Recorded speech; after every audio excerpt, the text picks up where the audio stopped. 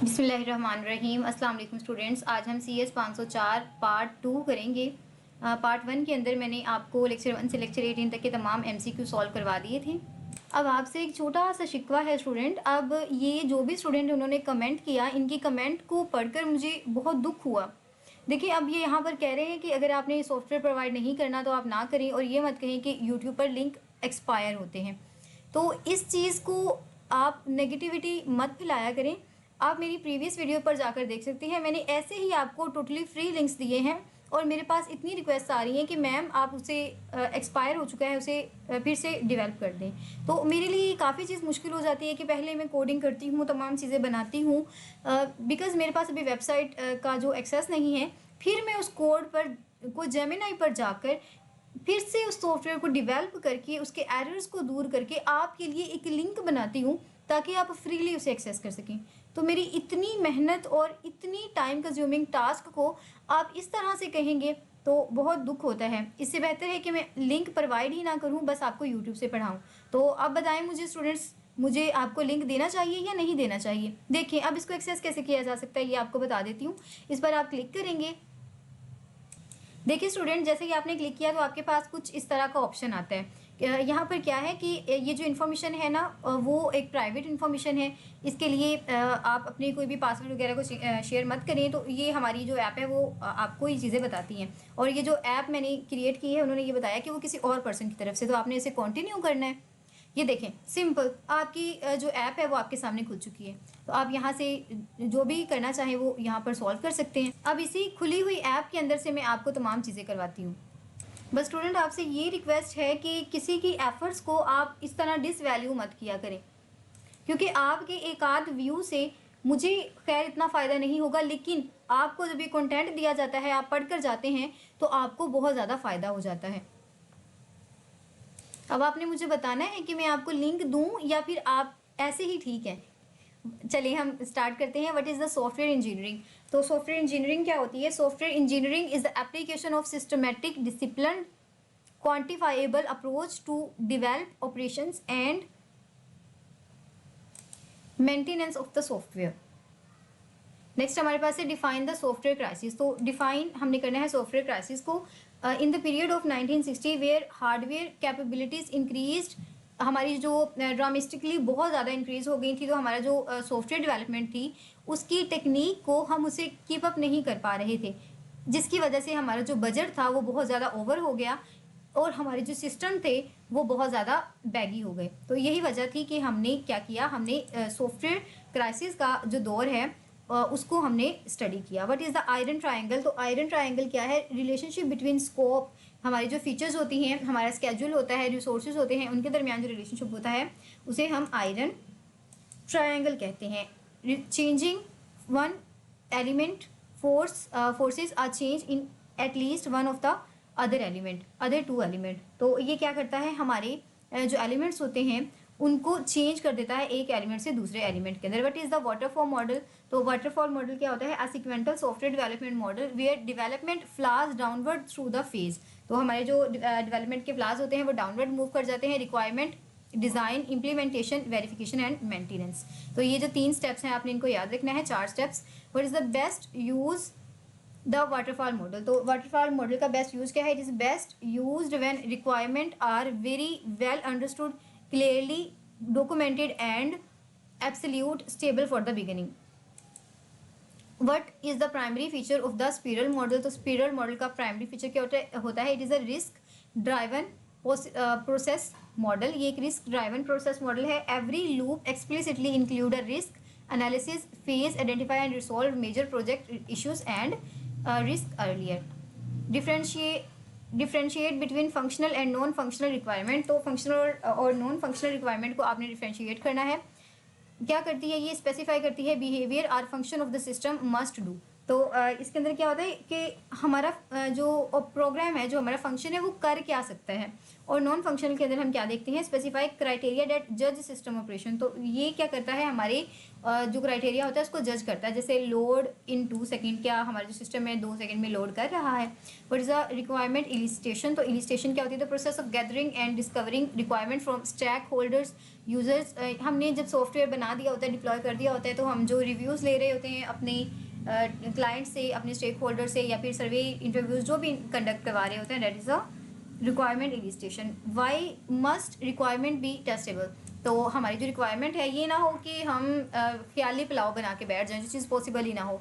तो that's why हमारी जो रिक्वायरमेंट होती है वो बहुत ज़्यादा टेस्टेबल होनी चाहिए। What is a SRS document. तो SRS डॉक्यूमेंट क्या होता है, एक सॉफ्टवेयर रिक्वायरमेंट स्पेसिफिकेशन है।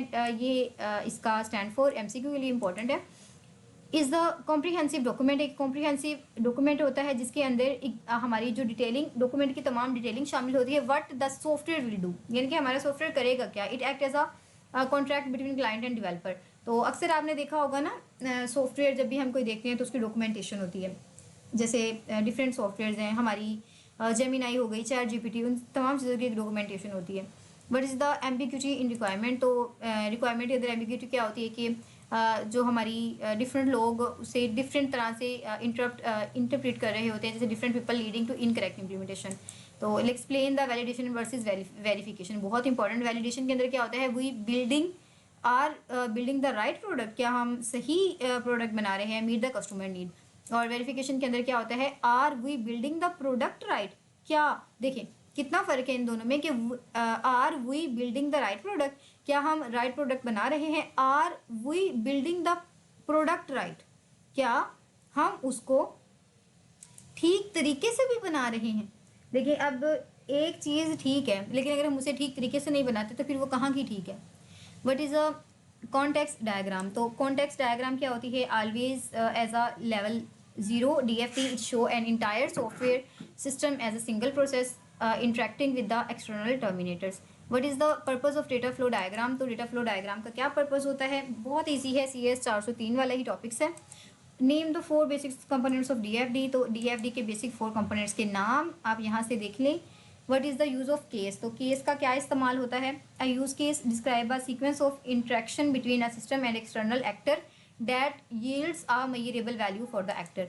What is an actor in UML के अंदर एक्टर क्या होता है, एक ऐसा पर्सन होता है जो पर्सन या ऑर्गेनाइजेशन या एक्सटर्नल सिस्टम होता है जो एक रोल प्ले करता है हमारी सिस्टम के साथ इंटरेक्टिंग के लिए अंडर द डिज़ाइन। तो जब भी हमारा डिज़ाइन बन रहा होता है ना, तो बार बार वो देख रहा होता है कि ठीक बना है, रिक्वायरमेंट्स पूरी हुई हैं या नहीं हुई।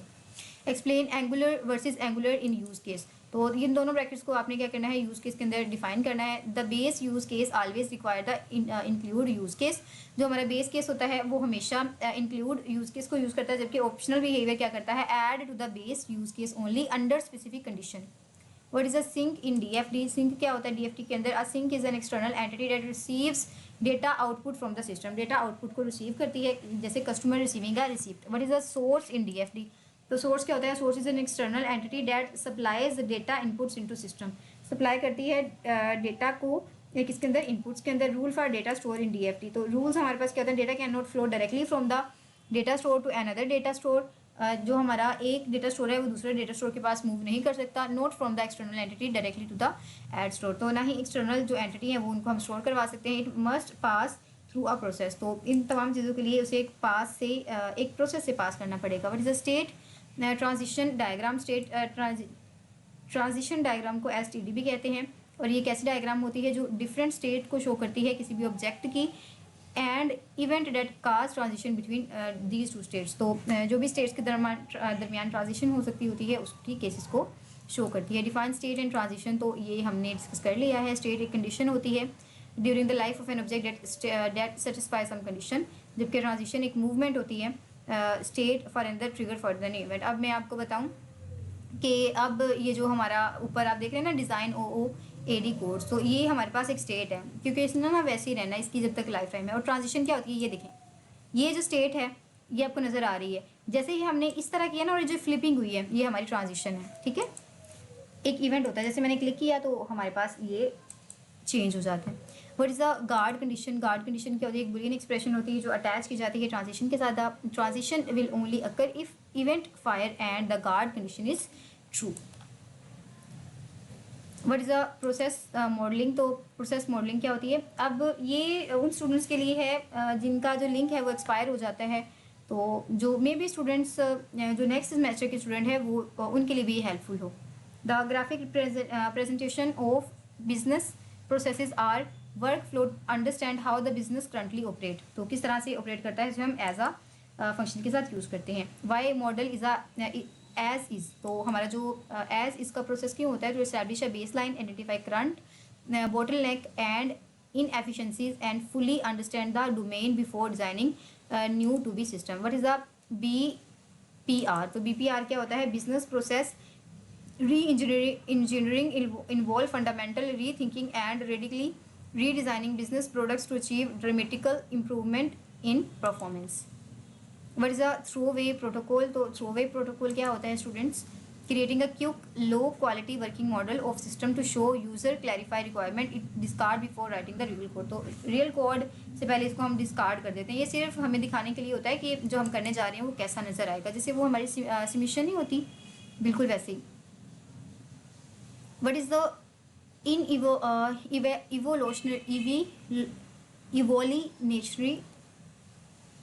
evolutionary protocol? ये मुझसे प्रोनाउंस ही नहीं हो रहा।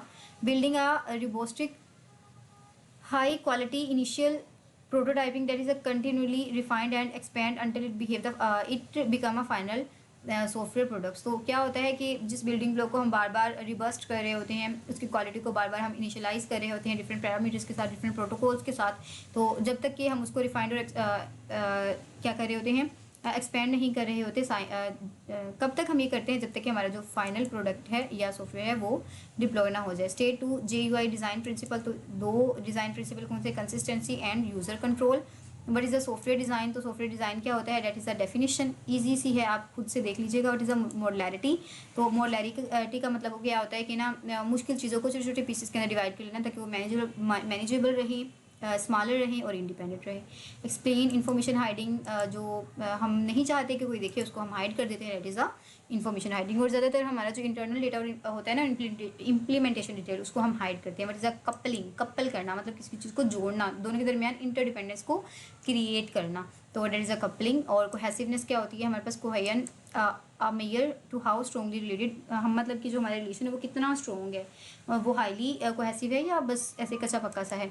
What is a high cohesive and low cohesive good goal? तो ये भी आप यहाँ पर देख सकते हैं। What is a define object and class? बहुत बार किया हुआ है आपने, इसको तो करने की ज़रूरत ही नहीं है। What is the encapsulation?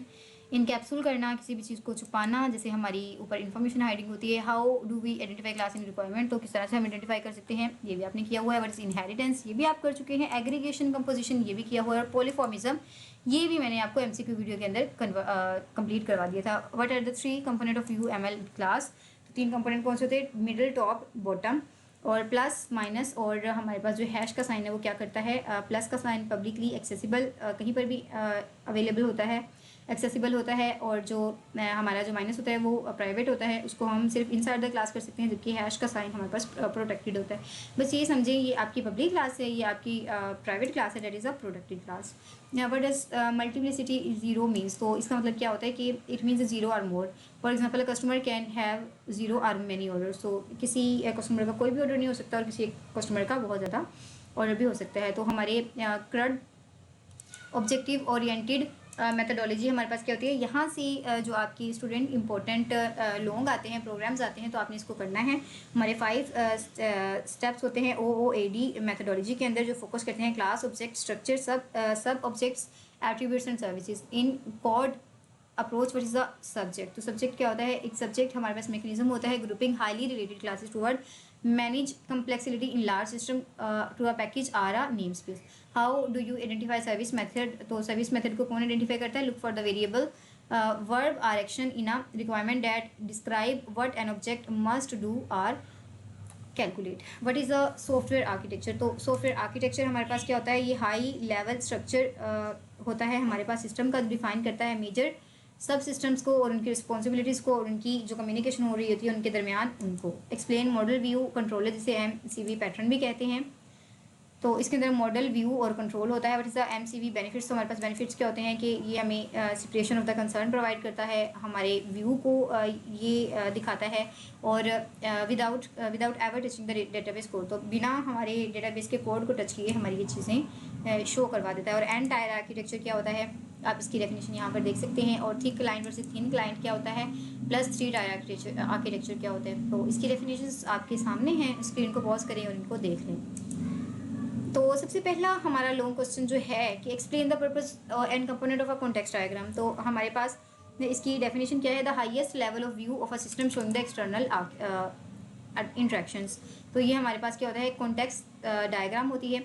It contain exactly one process, इसके अंदर सिर्फ एक प्रोसेस होता है, यानी कि सिस्टम इटसेल्फ काम कर रहा होता है। अब इसके स्टूडेंट आप डिटेल जो लॉन्ग है वो देख सकते हैं। कॉन्टेक्स्ट डायग्राम की एक आपके पास एक ऐसा मॉडल होता है जिसको हम सिंगल ब्लॉक बॉक्स प्रोसेस के साथ देखते हैं। इसके कंपोनेंट के अंदर हमारे सिंगल प्रोसेस आ जाता है, एक्सटर्नल एंटिटीज आ जाती हैं, डेटा फ्लोज आ जाते हैं। रूल क्या होता है, no data store are shown in this level, data store नजर नहीं आ रहा होता और स्ट्रिक्टली डिफाइन करता है हमारे सिस्टम की बाउंड्रीज को।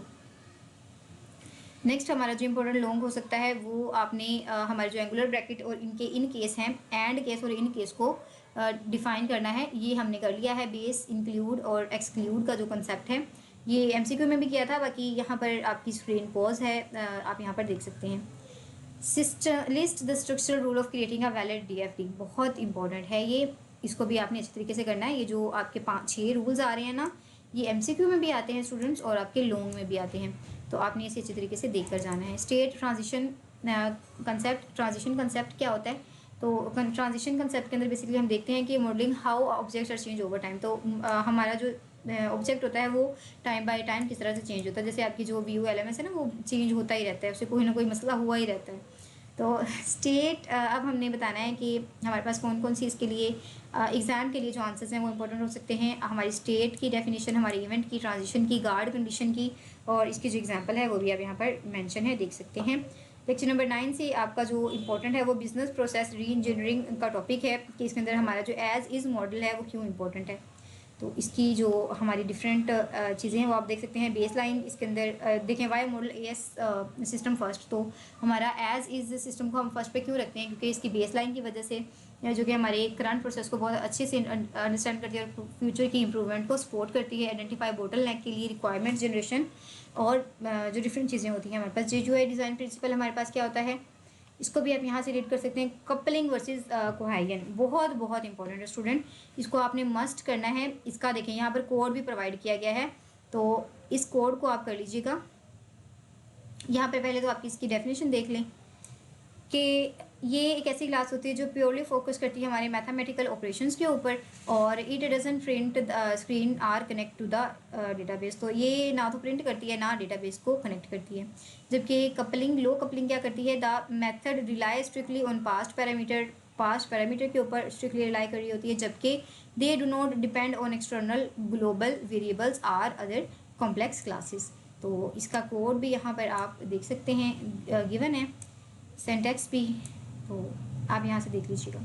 नेक्स्ट आपके पास OOAD C++ presentation bank account की आपने एक इनकैप्सुलेशन के थ्रू इसकी छोटी सी डेफिनेशन देनी है। यहाँ पर देखिए ये जो स्ट्रक्चर है यहाँ पर स्टूडेंट, इस स्ट्रक्चर को आप अगर आपके पास डेव C++ नहीं है तो इसको आप खुद से लिख कर ना यहाँ पर प्रैक्टिस भी कर सकते हैं। मैं आपको थोड़ा सा कोड करके दे देती हूँ, मे बी ये चल जाए हमारा।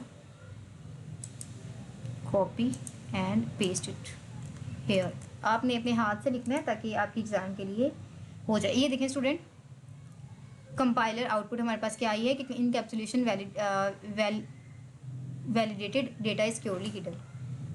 नेक्स्ट हमारे पास जो आपने एक कोड लिखना है मैनेजर और डेवलपर के दरमियान इनहेरिटेंस को as a base class employ के साथ यूज़ करके। तो इसका कोड भी आप यहाँ पर मेंशन है, इसको देख लीजिएगा।